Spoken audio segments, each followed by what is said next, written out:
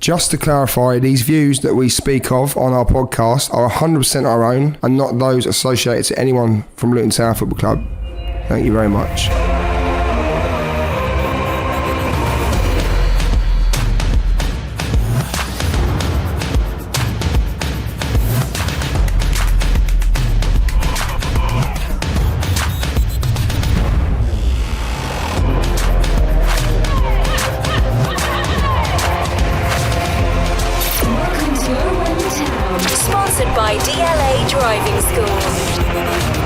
Hello and welcome to another pre-season Oh When the Town podcast. Nice to have your company this afternoon, this evening, whenever you're listening to it.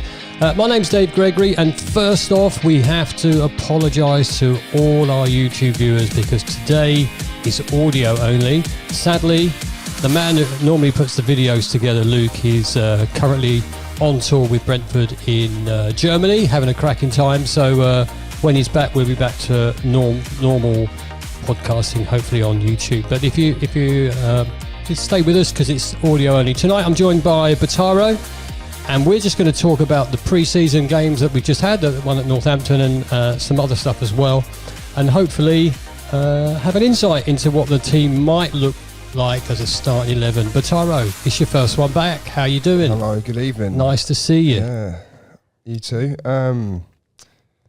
First one back? Well, first we did one last week. You weren't the week before. You weren't here. No, I was here for one of them. Was you? Yeah. I don't remember that. The last one I was here, Dave. Was you? Yeah. That's memories, fella. That's, come on, mate. That's my old age, I know isn't you it? keep saying you're getting old, but you're not that old yet. Well, No I will excuses. be. I will be at the weekend, folks. How's the pre-season been for you? What about everything that's gone on? Well, I mean, transfer business has been good. Unfortunately, I haven't been to see any of the pre-seasons. Yeah. But obviously I've watched highlights and obviously, you know, read up reports and whatever else, so which is not quite the same, but it's the best I can do at the moment, unfortunately. But well, by the looks of it, we're doing all right. What signing has really impressed you, if any?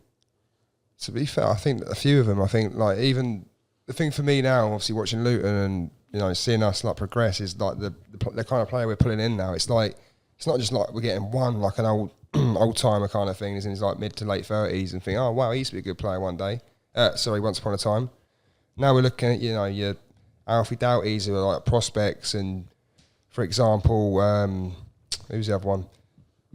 Woodrow, yeah. Woodrow, obviously paying money for players as well now, which is well, it looks good for us. Well, it's what we need to do if we want to move forward, right? Mm-hmm. Yep. Well, yes, this is it. It looks good for us, I think, now. And I wouldn't say they're dull signings. I'd say they're quite exciting. Yeah, they're quite exciting. Yeah. And they're going to give us another element on the team, right? Yeah, and I think we'll see a different style of football again. It might help us to evolve our style of play as well and maybe change things up. I love the word evolve. I love that word because that's what our club's doing right now. It's evolving. It's becoming what we want it to be to push to the next level.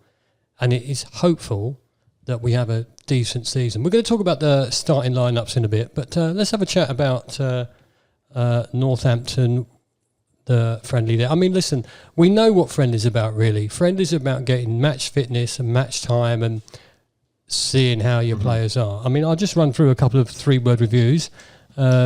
Steve said second half better. Dylan, obviously, he got to look at Super Danny Hilton because, you know, what a legend that guy was. James, Freeman is quality. And Dom, Horvath, number 1. And George announced Aribin Peple or Pepple or something. Is it Pepple? Oh, I don't know. I cannot wait for Luke to get back to announce that name. What do you think about any of those? Any of those strike you? There's only a couple. I mean, Pepple, I heard that he might have been at the game on Saturday. As a trialist. And did I hear something the other day, Nathan Jones say something about him not pursuing a trialist? He'd done well, but there was someone we didn't take on, but I don't know if that was him. Oh, really? Yeah. Okay, so, but I mean, look, I don't know nothing about this guy, to be fair. Obviously, like Dylan says, Super Danny Hilton. Hey, listen, quality, Danny, you know what I mean? We was watching the highlights earlier before we come on, and there was one turn he did in the box. Yeah. And you just thought, oh, shit, yeah, he's going to be so good for Northampton, isn't he? It's ridiculous. Like Nathan Jones said in his interview after the game the other day, he turned around and went, I can't understand why any League One club, any big League One club wouldn't take him on. It's crazy. Like no one has. In League Two, he should do well, right? Oh, he's way too good for League Two. Like without being disrespectful to League Two, but he is. I mean, he done it for us at League Two level. Immense stats. And same at League One. It's like, why is no one taking him on at a higher level? It's crazy. But yeah, look, fair play to Northampton. They've got an absolute steal there. And if he does well, he'll be in League One before you know it. Yep. Let's talk a bit about the Northampton game then. The town lined up was, should I go through it? Horvath, Bree, Burke, Osho, Potts, Doughty, Campbell, Clark, Woodrow, Morris and Addy Bayo. And then obviously that changed a little bit later on in the game. Do you know what? There's another thing, and it always makes me happy when I see that more than 1,000 hatters went up to Northampton to watch that little friendly. Well done to anybody who do go. And so we've watched the highlights, and it looked like actually that Northampton were sort of going at us for the first 20 minutes or so. Well, by the highlights that they've showed us on YouTube that we've seen, it looked like a few times, like the back three or whatever it was. I mean, I didn't actually, I don't know what the formation is or whatever, but their attackers were getting, winning everything. They were turning. I mean, Osho got turned a couple of times by the looks of it. Yeah, we did say that he looked a bit sus on a couple of things. And there's a lot of times when I thought he was getting past quite easily, and he was pulling back. And that's quite worrying, if let's hope he's getting out of the system in pre-season. I mean, that's what it's there for. But yeah, I mean, I kind of sort of like kept tabs on the game to begin with. Sounds stupid, but I looked on Bet365 because obviously they give you in-play stats and whatever else, and they always update it. And it looked like we were getting, for the first sort of 20, 25, 30 minutes, it looked like we were getting, bullied a little bit by Northampton. Do you reckon that's just match fitness? I just think that's football, to be fair. I think it could be an FA. Yeah, I mean, that could have been an FA Cup third round game the other day, and it could have happened. If you look at the goal that Pinnock scored for Northampton, and we did sort of discuss this before we came on, that it seemed quite easy to pass through our defence there. Yeah. I mean, there was, 4 or 5 short one-touch passes, and then it was a tap-in. Yeah, it was too easy. It was like, it was just far too easy. Mm-hmm. How can we stop that? Well, like I say, it's early days yet, and I don't think it's going to be like that in the league. I mean, we've seen it before in previous pre-seasons. Things happen, you go on to lose, a few games, you lose to smaller clubs and whatever else. You don't really worry.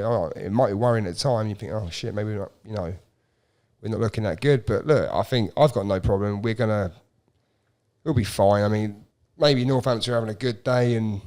was that our first proper pre-season, really, wasn't it? Well, yeah. You really can't count. That's it. I mean, can you? That's the thing. It's just fitness at the moment. It's just fitness and keeping people fit as well. That's all it is. Yeah. And what about the script? Wasn't quite written for Danny Hilton to score against us, was it? But I'll be honest, I would have loved him to as well. It would have been fun, wouldn't it? Yeah. But as long as we managed to beat them, obviously.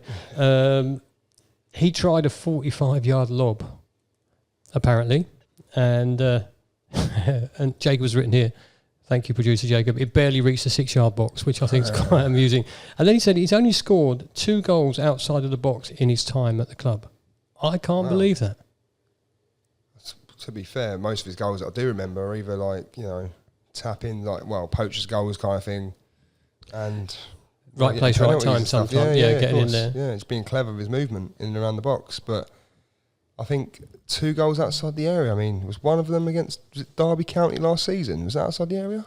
Genuinely, you're talking to an old man. I've told you this before. I can't remember. Wow, we'll have to look that up. Let's look that up at the end. Crazy stat, though. If you know different, just comment below and we'll see. Northampton basically had the best of the first half. Mm-hmm. I still think when you look at these sort of games, you've got to realise that they are for fitness levels. They are to get you going. They are to get you match fit. So, is the result important? No. It's about getting the player. I mean, as a fan, you want to see your team perform well. Of course. But so chance to look at the new signings as well and see what they're about and see what position they might be playing. Exactly that. And so second half though. 2 second-half goals in very quick succession. In 2 minutes, weren't they? Yeah, 2-3 minutes, yeah. Potts and Adebayo. But let's talk about Adebayo's go. You said earlier you thought he was really good, what he did. Oh, it's brilliant. I mean, those kind of goals, your strikers doing that. I mean, last season we saw it, I think, obviously against Hull, I think one was... Well, he chased down the defender, pressing absolutely, defender. Yeah. And those kind of, I mean, all right, from the defender's point of view, it's poor, but from a striker's point of view, it's great forward attacking. But he's forced that error. Yeah. He's forced that error, and he's on him straight away, and he wants that ball, and he wins it, and that is quite a trait to have, really, isn't it? Yeah. We want to make sure that your attacker wants to get there, and you're right. Dispossessing a player in that area is already 1-on-1 with the keeper. Yeah, yeah. And to be fair to him, like he's done it he defends from the front. He does defend. He's an attacker that likes to not defend, but yeah, it's more like he attacks the defender. Yeah, he doesn't just wait for it to happen. He creates that for himself. He's done it. I mean, how many times last season he was like tracking down a defender or the goalkeeper, and he got a leg to the ball. And it's not like it's coincidence. It happens all the time because of the amount of effort he puts into it, and it helps that he's got 12-foot long legs as well. 12-foot long legs. What do you think of his finish? Brilliant finish. It was just a placed finish with a lot of power in it, and it's perfect. Precise. Yeah. Precise. Yeah. Power as well, and it's just. Well, obviously I know we can say, it's only a pre-season, but that is a brilliant finish. I mean, just the whole move from him, it was just all about him, wasn't it?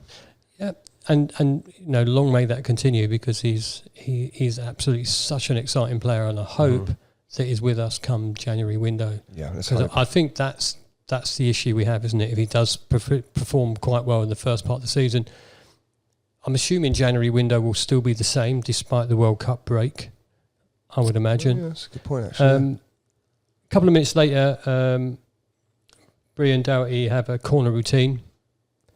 Flicks out to Potts, and off the post and in. Great finish as well. Great finish. Little spin in the box, and brilliant. And what's that, 2-2 for Potts now, is it? It's crazy, isn't it? Yeah, and, well, obviously I know, like I say, it's only pre-season, but he captained the team as well the other day, I'm pretty sure. And, he's one of those players, Potts, which I'm actually quite happy for him. He doesn't go away. People write him off. I'm sure we have. We're not written him off as such, but we've probably kind of thought his time was up a little bit, what was going on at the club, this and that. Not getting a lot of game time at one point, and all of a sudden, like last season, he played a few games here and there. He was important. He was crucial. I think the season before that, I can remember against Bournemouth, we beat them 1-0 at their place. Brilliant. And all right, he hasn't been the best player for us, but do you know what? He's been solid. There is consistency there at times, and you see his name on the team sheet. You're not thinking, oh. And I think they found a position for him now as a centre back and a free, rather than a left wing back or a left back. I think that's maybe the better position for him. But look, I'm not saying he's going to be a star or this, but I think he's going to be a squad player. Basically, he's going to be used when and if we need him, and I think he understands that as well. He's not going to be a star. In my opinion, he's not going to be a star. What do you think his role is going to be then? Just a bit part. I think when there's injuries and when he's needed to cover, basically, he's going to be like a utility player. Okay. I think, and I think he knows that as well. We're going to talk a bit more about the teams that we think are going to start in a short while, but who do you think's a guaranteed start? Just one player guaranteed start. Well, we know Adebayo, as long as he's with the club, 100% he starts. And if he doesn't, we're worried. Yeah. But actually, our front line has changed so much. I mean, there has a much more potential now, doesn't it? Yeah. But James Bree for me is the other one as well. If it wouldn't be Adebayo. James Bree for me, it has to be. Always starts. Always starts. Always start. James Bree has to always start. I'm surprised you didn't say Sonny, but we'll get back to that in a minute. Next couple of pre-season games, obviously the Peterborough game has been moved because of the extreme heat, which absolutely no one can stand in the UK unless you've got a pool in the garden. Obviously, you'll love it. You'd fry, wouldn't you? Imagine that bloody sun going through the water. Oh, Jesus! Right, so what is it? They recommend it's going to be 40 degrees, right? Oh.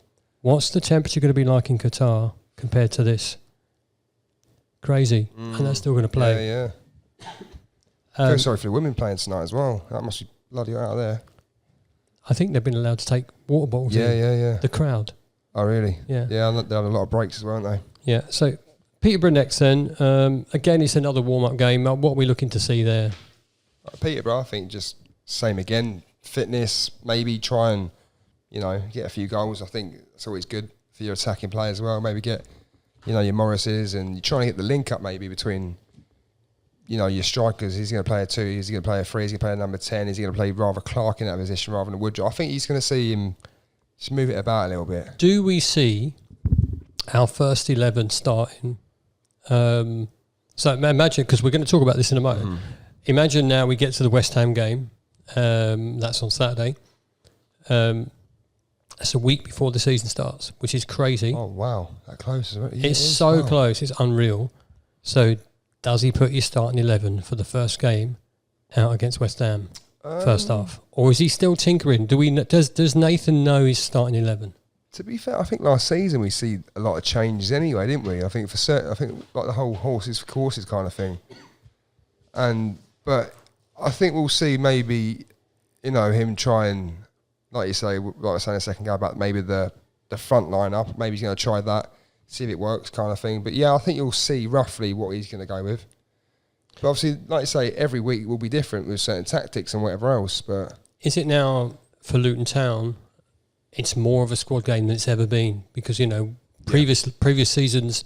I'm not saying last season. Last season was spectacular, and I wouldn't want to miss that at any point. But are we more a squad team than we've ever been? Yes, 100%. All those players will play, and I'll be honest. I looked at it the other week and I thought, wow, we've got a lot of players. Where they're going to fit in, but I think you'll see a few go out anyway. But I think you look at them, we've got a lot of strength and depth now as well. And it will be no surprise if 1 week you're seeing, a midfield 3 of, say, Lansbury, Pelly, Clark, and then a week after you might see Lansbury, Berry, and, I don't know, Osho or something like that. Do you know what I mean? You'll never know. But we won't be surprised. I won't be surprised either way. And as we get towards that first game of the season, obviously, we're all hoping that we sort of have that momentum from last season. What do you hope for? Because Bottaro, have you said this yet? What are you hoping for this season? I'd love to say just progression on last season, but that's very so progression hard from last season. It's very hard to come by, though, isn't it? Because we had such a great season. It was unexpected, really. Yeah, absolutely. And can we go out and get, was it 70 odd points what we got last season? No, that's a tough ask. It's really tough ask. And I mean, even if we get near that, we fall short of the amount of points we got last season. I think it's still a good season, personally. I genuinely think we're in the hardest league in the country. Now, the Premier League is competed for... There's only 4 teams that can win that at the moment. Mm-hmm. But I think in our division, anyone can win it. Oh, of course. I mean, you've got to look at your teams like your West Broms who are finishing 13th, 14th last season. They're not going to do that again this season, are they? No, of course not. And look, okay, people might go, oh, yeah, Luton won't do that again, but how do they know we're not going to do that again? Well, there's no reason why we can't. Shall we think about that? They're thinking about the first game of the season. It's Birmingham in a couple of weeks' time, which I can't wait to get to. Should we talk about what we think, you and I together, will be our starting 11? Then we'll go to your views as well. We've had a few people let us know what they think, and let's go with that. So obviously we start with the goalkeeper, and I don't think there's any discussion here. I think we've got to take your man from Forest, haven't we? Yeah, I think everyone's saying it. I've not seen a difference of opinion yet, but I think for the sheer fact of this guy is recognised goalkeeper, even Forest fans, they like him. I think he filled in last season when I think Samba got injured and whatever else for a while. And he did it right. But look, he's a big guy as well. He looks solid. I've seen clips of him. He looks like a decent keeper. So yeah, I think personally, it's got to be Horvath, or however you spell his name. Say his name. When you say it like you've just said it, that'd be good. Let's have a look at the back. Obviously, you're going to say Sonny straight away. So let's get that one out. Let's talk about the back 3, back 2, back 4, whatever. What do you think? Well, I put down here. This bit, obviously, we went through one. Obviously, I've just marked down a few bits here. But go for it. Yeah. I think it's going to be a back 3 again. I think that's what we like. we like to go for. It's going to be, I think, obviously Bradley. Yeah, for me, it's got to be Sonny Bradley. Yeah, he has to play. Quality player, but I think the one out of the three that stands out for me, who will never get dropped, or he might get dropped, but you've got to look at him, and he's one of the first names on the team sheet, is Reece Burke. Reece Burke. And phenomenal defender. Is he becoming your new favourite? Well, look, Dave, I mean, Sonny's the man, let's face it, but Reece Burke, I think he's one of those players that I look at, I think, in a couple of years' time, why can't he take the next step up kind of thing and become a better, well, I say not a better player, but like a, you see what I'm saying? Like a... I think he's, when he joined us, I think he's improved loads and he's become quite a solid defender. Yeah. So for us, I think, you look at him and go, do you know what, he's on, that's sound. I don't think I've ever seen him have a bad game either, Reece Burke. So what about the final position there? If we're going three at the back, who are you going to go for? Tom Lockyer. Lockyer. So who do we leave out? See, this is where I'm struggling to think at the moment, but the only two I can think of that can play in them positions at the moment is Potts and Osho. Have I left anyone out there? Again, I generally can't. Where would Bell go? Bell's see Bell. Yeah, this is another one. Well, Bell would be obviously left wing back, wouldn't he? Yeah. So who are you going to go for left wing back? Well, it's out of Doughty and Bell, really, isn't it? But I think we'll start with Bell personally. I think it wouldn't be no surprise if we saw Amari Bell drop into a back three as well next season. Right. I wouldn't be surprised at that. But you don't think Nathan's going to start Doughty? Because there's a connection. He knows this player. Of course. But if he does, I think it'll be further up the pitch in a different formation, maybe. Maybe he's a left winger or like a left-sided midfielder. Okay. But no, for me, I think you've got to go with Bell. I think Bell was extraordinary last season. He came on like leaps and bounds, I think. And I think it'd be very harsh to take Bell out by how he's playing last season. But like you say, obviously Doughty's an exciting prospect. He's probably the player I look at all the signings. I'm really excited to watch. But as I said 2 weeks ago, that podcast I apparently didn't turn up for you. No, there was one you didn't turn up for, mate, because I know I did it with Luke on my own. Yeah, that was a few weeks ago. Yeah. I'll show you on YouTube, mate. I'll tell you. No. Right wing back, who's that? It's got to be Bree. Bree. Has to be. We haven't got another right wing back, have we, really? I mean, Clark can play there, but it's got to be James Bree. For me, he's one of the best right backs in the league. Unreal player. But yeah. So then we push up the pitch a little bit more, and your next player you think is going to start? See, it's that holding role. For me, it's going to be Lansbury. Lansbury's quality, isn't he? Brilliant. And I think you need someone like that in the middle. He's just a bit of a bastard, isn't he? I love it. But who's the alternative to him? Pelly, maybe. So Pelly, is he fit? No idea where he's been. We have nothing. We have no about him. So Lansbury in front of Pelly, if Pelly was fit. For me, yeah. People will disagree with that, I know, but... What's the difference between them two in your eyes? The difference, just different players, aren't they? For me, Lansbury's is an aggressor. He's a warrior. He likes to fight with people. He likes to wind people up, but his quality is honestly, the guy, his vision, everything about him is he's just silk, isn't he? Well, I'll go with that. So we push forward a bit, right? For me, and I'm sure you'll agree, Alan Campbell must start, right? Yeah. Of course. Well, yeah, 100%. You can't not play Campbell. The guy he's like having two players on your team. When he first come, and we said this on the pod last season quite a lot, that when he first come, I went, oh, it's a bit meh. You know, he's okay, but my God, didn't he not develop into a better player for the rest of the season? What can we hope to see from him this season? Campbell, maybe a few more assists and goals, maybe. Because I don't think we'll see him holding midfield. I think we'll see him pushing a bit further up, doing the sort of like the box-to-box role. He got injured last season, didn't he, as well? You know, imagine him not being injured. Mm-hmm. Imagine what we might have achieved. Well, yeah, I mean, we can always look at that, but I mean, next season, I think he'll become a stronger player at that level. Who plays alongside Campbell? For me personally, it has to be Clark. Jordan Clark has to play in that position. I love Jordan Clark. Mm-hmm. Brilliant player. Do you know that the problem we have right now is there's so many to choose from? Yeah, so many good players. I mean, we've got Luke Berry knocking around as well. Still a good player. People forget about him. True. In front of them two, I know who you're going to say. You're going to definitely say this guy. I'll write it down. Woodrow. Well, I've written that down. Woodrow, okay. Yeah. But I think it's one of those ones, I'm not too sure, will he start? But I think Nathan Jones likes him. He speaks highly of him. I think he's brought him in for that position. But, yeah, again, the front three, how are we going to play? Well, is it a front three or whatever it is? It's going to be a number 10. But look.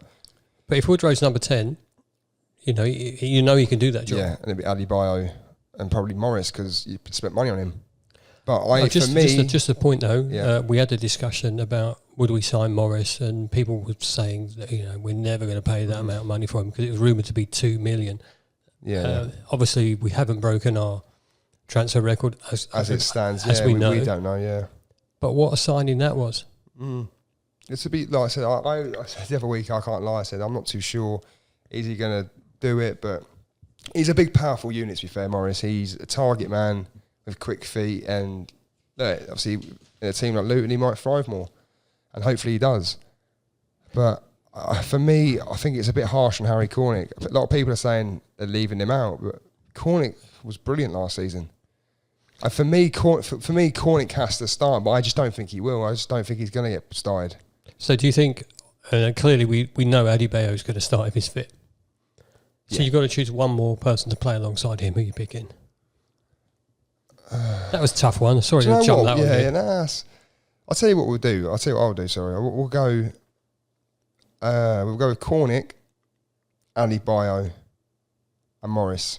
We'll take Woodrow out. Wow. Adebayo on the left, like an inverted sort of striker, just off Morris. Morris as the focal point.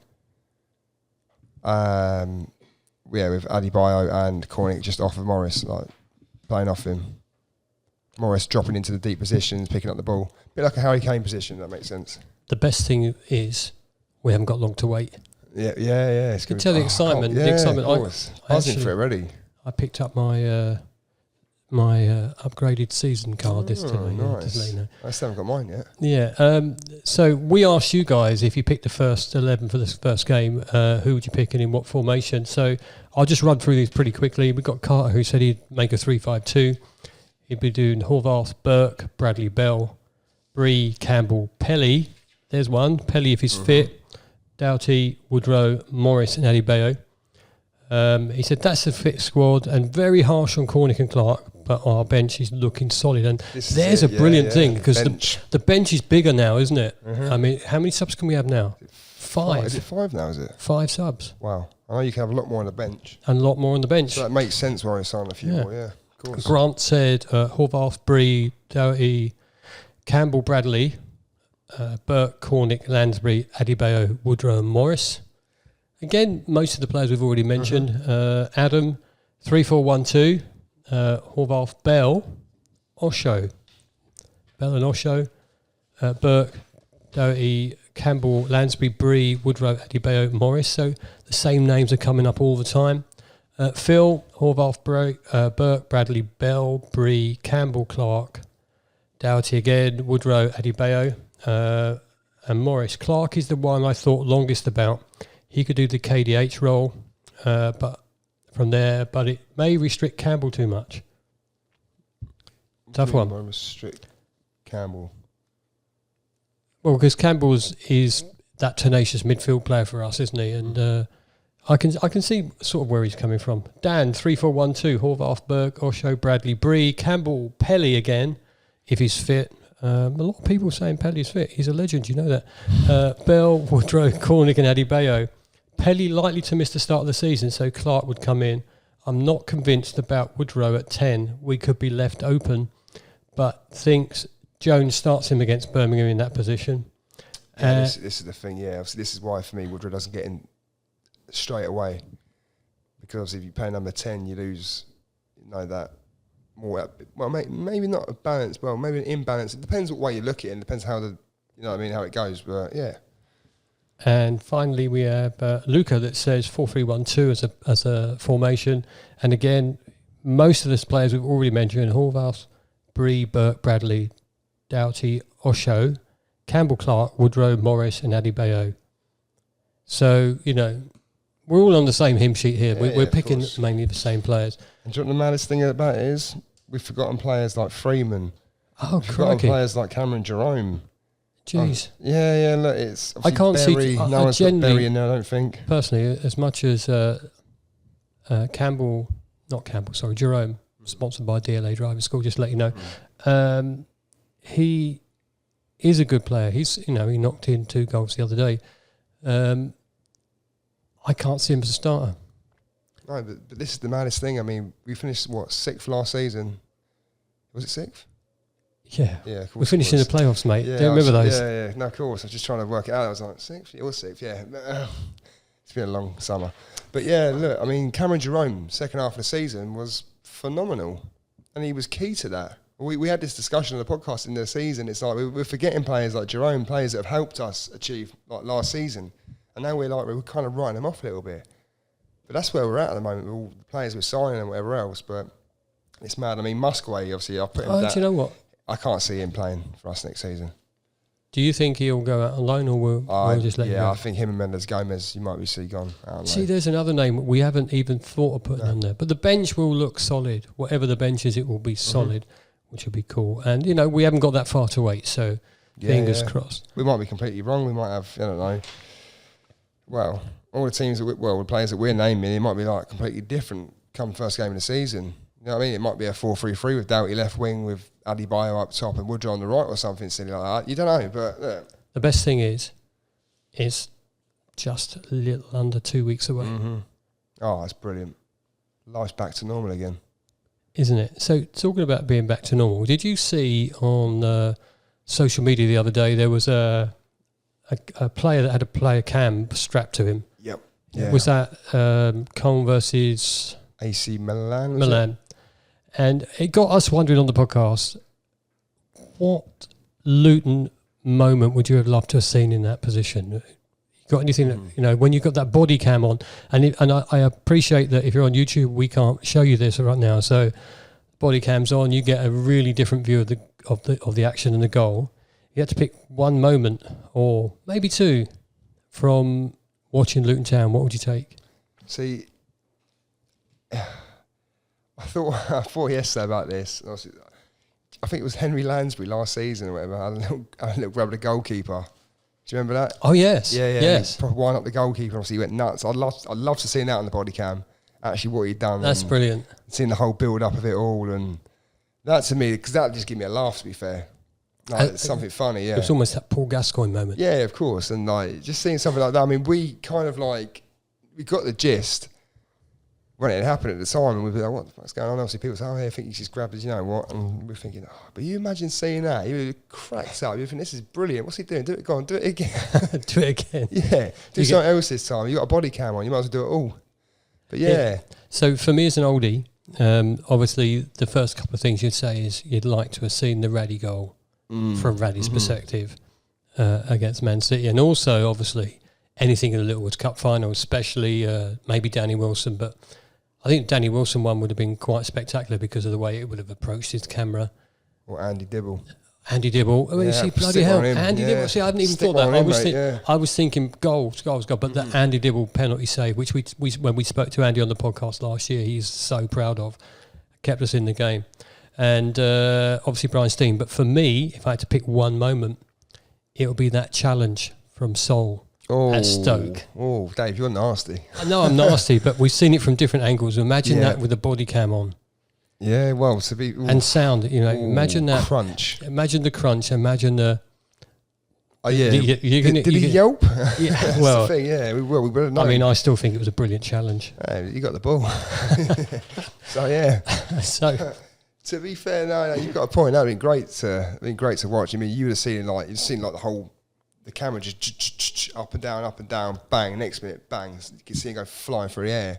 It'd be amazing, wouldn't it? But also I've got another one talking about that. Steve McNulty's wonder volley against, I believe it was Southport in the conference. Yeah, I'd love to have seen that on the cam as well, because that would look like a meteor coming from space, wouldn't it? Just dipping underneath that bar and in top corner, but. Well, that's if... Yeah, I was going to say, that's if his belly didn't jiggle up and down a bit, because he was a big old boy, wasn't he? But nah.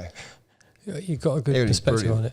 We asked you guys if players were fit for cameras, what Luton moment like that would it be for you? Barney said Danny Hilton for Ollie Lee's goal against Cambridge because he's knee slided, didn't he? Oh, yeah. Or Sheehan diving in the stands after Luar's goal versus Walsall. Now, that would have been amazing. What a brilliant thing.